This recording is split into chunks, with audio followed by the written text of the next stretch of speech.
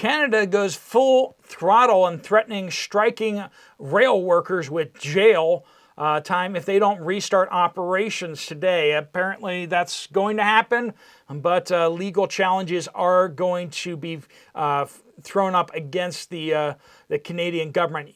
U.S. East Coast is facing a major port strike in the coming month, and that is already impacting cargo ship departures from Asia. And that is something that is going to impact us here on the ground here in the United States, especially on the East Coast. We have an earthquake in Europe. We have Canadian illegal border crossers. And we have a threat to force Americans to get licenses just to grow their own food in a home garden. That and more on today's Poplar Report. Welcome, I'm Steve Poplar, and these are your updates that you guys are sending in from all over the world, as well as all over the United States, letting us know what's going on the ground where you are, mixed in with some news that you won't hear on the mainstream media. So let's jump right into it. We do want to thank our sponsor, Genesis Gold Group. You've probably heard about them before if you watch this channel regularly. If you have questions about that, please don't hesitate to give them a call. It's a 1-800 number. I'll put that down in the pinned comment down below.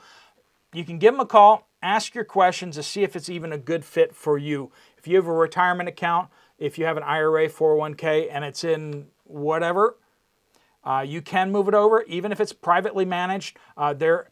You can move that over into gold, silver, platinum, or you can move a portion of it. You don't have to move it all over. But I'll leave that phone number down below. There'll also be a link at the end of the video if you want to fill it out and have them contact you. All right, so there was a 5.9 earthquake off the coast of Portugal this morning, shaking felt in Lisbon. No real reports of major damage or anything as of this point. We will keep you updated if there are more reports of damage, but it seems like it was moderate shaking in that area. So, but that's not usually where they have earthquakes, right? The Canadian Industrial Relations Board has ordered all railroad parties to resume operations today. That was Saturday. They have apparently voided the union strike notice that was issued on Friday that we reported on. Both railroads and unions have said that they will comply. So we'll see if railroads restart operations today. But the Teamsters have vowed to challenge it in court. So, that really brings up the whole question of what is legal. And one, I am not a Canadian constitutional scholar. And two, does Canada even have a constitution? Don't assume, right? These are questions. What is legal?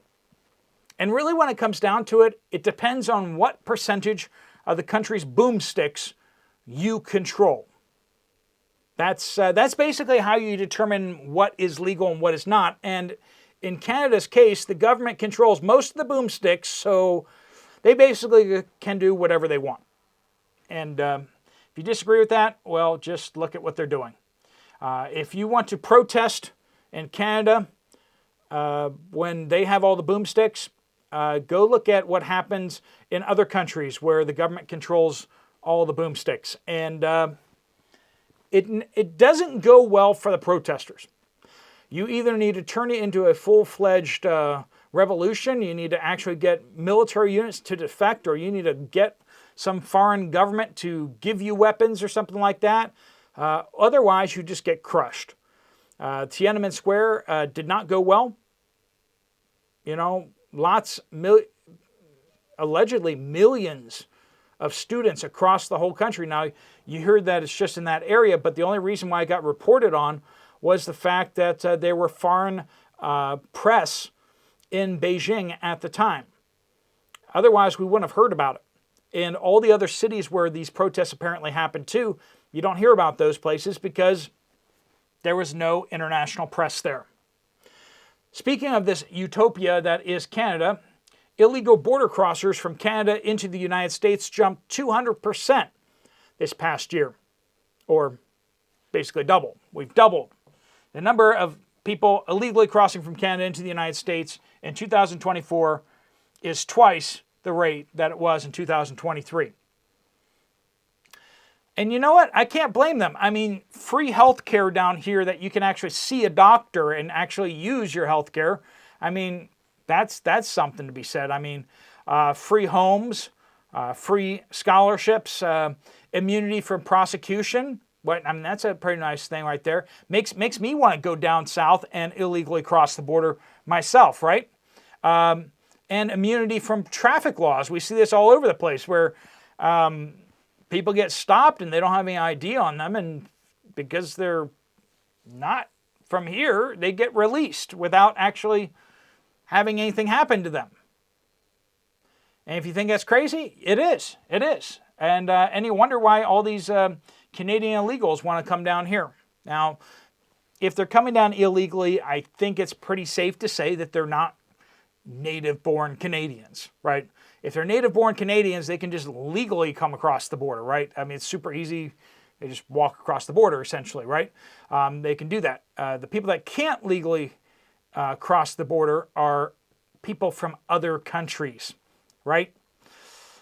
All right, so we got this possible port strike across the East Coast. The longshoremen are threatening to go on strike starting October 1st. I've mentioned this in passing.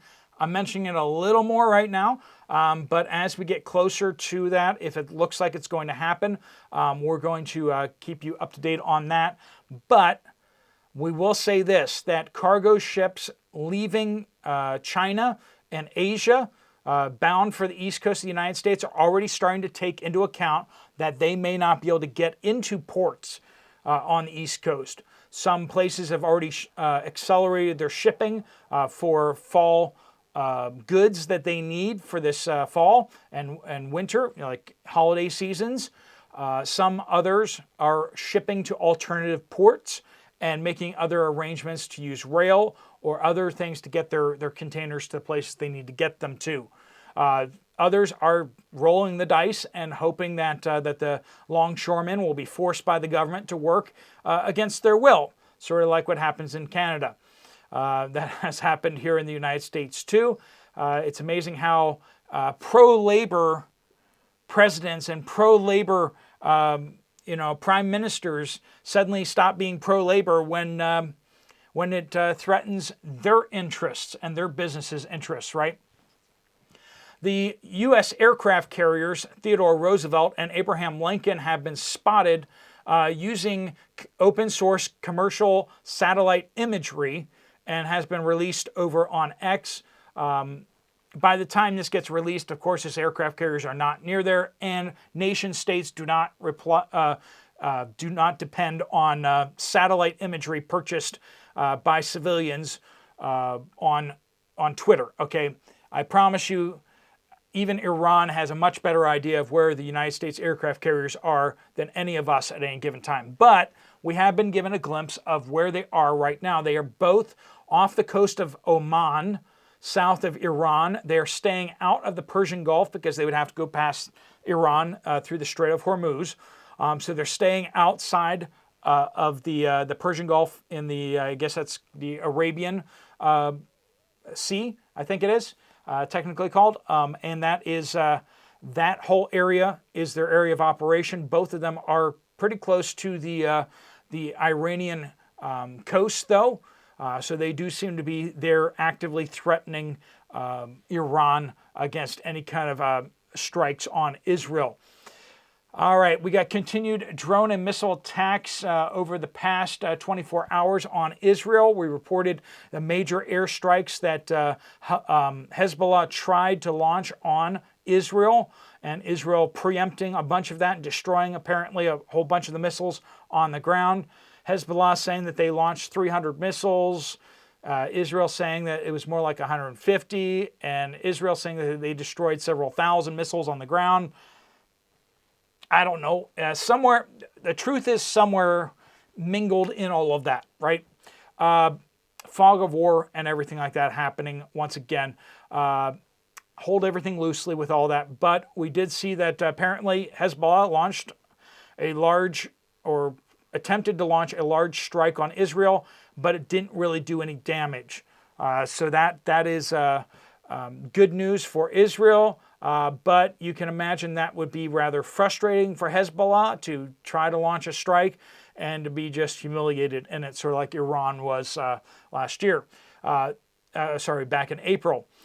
It feels like last year.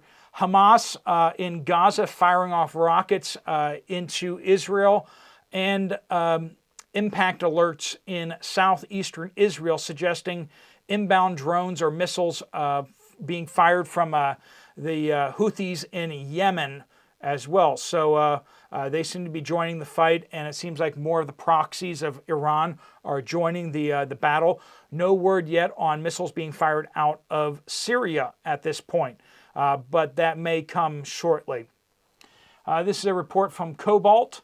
The largest medical clinic in my country, just north of Seattle, county, just north of Seattle, are now requiring masks at all of their offices due to an uptick in cases of the cough. The county health department claims 2.2% of all emergency room visits is due to the cough now, and when it reaches 3%, they will start recommending mask mandates for all medical providers. Be aware of that. That's Washington State and the Seattle area. So that is all kind of coming back. We've been giving you kind of some warnings on that. This is from D. Update, Long Island, New York. Steve, when I was at Aldi the other day, I went to the refrigerator to grab some eggs to keep on hand, only to find a big sign on the door saying, no eggs. We're getting a lot of these reports from you guys out there. Hopefully you're listening. If you need eggs, or you're going to need eggs in the next month, you might want to go stock up now. It was completely empty. I might add the shelves were in rambles as well. Another thing, I know you mentioned issues with chocolate before, and every time I've gone to the grocery store, I have not been able to get the Entenmann's chocolate loaf cake for well over a month now. Different chocolate products out there, or products that use a lot of cocoa, are disappearing. I haven't heard anything specifically about that, Entenmann's loaf cake or whatever, but we're definitely seeing chocolate issues out there, cocoa issues. Swamp Terror says absolutely zero milk products in the coolers at Walmart in Waverly, Tennessee. We're getting a lot more reports about issues with dairy and milk and spotty outages across the United States. Margaret says, I'm in northern Utah, which is currently being invaded by Californians. Well, we're all being invaded in one way or another, aren't we? I'm seeing Teslas everywhere, and my power has gone out more and more this year for longer periods of time. Not long before brownouts start, I'm sure. I'm also seeing masks really ramp up everywhere I go. Patty in Olympia, Washington. I was noticing shelves in stores like Dollar Tree and others lacking merchandise. It really hit when I walked into Rite Aid and the entire store was less than 1/3 stocked, and from their normal and maybe less. Worst part is we had numerous Rite Aids, and it's the last one in my area. I asked an employee if they were closing down, and he said no and wasn't friendly at all. I don't believe him. It might be. With all the pro-thief laws out there on the West Coast, I'm not surprised if Rite Aid decides to just pull out of those areas completely. Jean says, I work in a grocery store and I'm definitely noticing an uptick in people using the coin exchange machines. This is in New York. And of course, people using the change machines indicates that they're scratching or scraping for cash. If they're trying to make ends meet and they're just like, we got to pull the cash and the coins out so that we can buy food, right?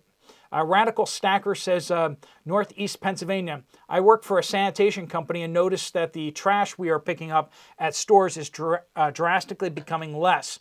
People have no money. Stores have less trash when they're selling less products, right? And so that is concerning to see the economy slowing down. Trash is definitely one of the ways you can see economic activity. Fuel purchases as well as trash do indicate those type of things. Lee says, I live in the United Kingdom. The government has robbed the elderly of the winter payment. Totally disgusting. So things that they say that they will never touch. They'll never touch Social Security in the United States. They'll never touch those things until they do. Until they do, and then they just tell you to shut up. That's how governments work. That's how dictatorships work, is they just they look at you and say, shut up and stop talking about it because you are, and then they'll stick you a label on you or whatever like that in order to silence you or to make it so that nobody listens to you. Mark says, if you guys have updates, please do send them in. Use the word update somewhere in your comment on this video or on any video on this channel, of course. Let's continue, though. Mark says, this past week we received memos from several hospitals in the Chicago area. Mandated masks are returning as of this week while bringing patients in and discharging to nursing homes. That's in Chicago. We got a very interesting conversation coming up in just a little bit that you'll want to hang around for. But first, let's go down to Australia for your World Economic Forum report here from Australia. Dimbula says, at a meeting this week, they're based in Australia, talking about a meeting in New Zealand of Americans. So just in case it's not confusing enough. Dimbula says, at a meeting this week in New Zealand, the spokesperson for the Centre for Development and Strategy, partially funded by the WEF, and the U.S. Citizens Climate Lobby claimed that they were waiting for the new government to come in the United States and settle before a licensing system for home gardens will be brought up to the federal government. It already has support from 11 state governors so far. I have no further info other than that this was one of the things they here are working on to help save the planet. You know, no gardens. We can't have people gardening. That's just bad for the planet. And starve all of that messy carbon, which is also called humans, right? Be careful, folks. Thank you for that warning. It's good to have folks from around the world letting us know. When you have all these people from the United States, policy people from the United States, sneaking over to the other side of the world to hold a meeting and hoping that they don't get noticed. Absolutely crazy. Unite the World says, Sydney, Australia, hospitals in my area are short on saline. Now, we've been hearing that for a couple months, actually. Saline in Australia has been a problem.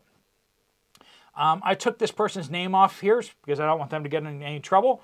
Anonymous says, my 7-year-old grandson has an update for you. He's a pretty smart kid, but I may be a tad biased. We rarely talk politics at his parents' request, but yesterday there was something on TV about Special K, right? Being part of a GOP family, he asked why people would vote for her, which is a good question. As objectively as possible, I explained that there are millions of people who can't afford houses like we have. The lad said that he knew that there were people that are less fortunate than we are. I went on to explain that they are being promised to be given lots of money to help buy a house. Almost immediately his response was, whose money are they giving away? Sharp kid, right? Does that mean that we have to give up our house for them? He gets it, doesn't he? This 7-year-old gets it, but the 80-year-old in the White House doesn't get it. It's amazing. It's crazy. Does that mean that we have to give up our house for them? The conversation went on for just another minute. His conclusion, so we had to save money to buy our house, and they're going to take money from us to get them a house too. Well, that just sums it up, doesn't it? They say that conservatives are liberals that have been mugged, right? That's another way of saying it, right?